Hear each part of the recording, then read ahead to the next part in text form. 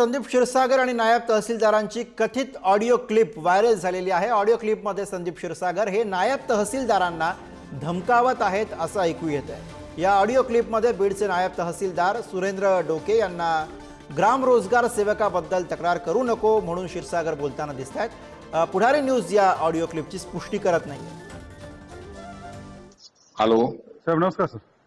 डोके साहेब, ते उमरत खालशीच्या विषयामध्ये तुम्ही ते ह्याला ते ग्राम रोजगार सेवकला कशामुळे नोटीस काढली?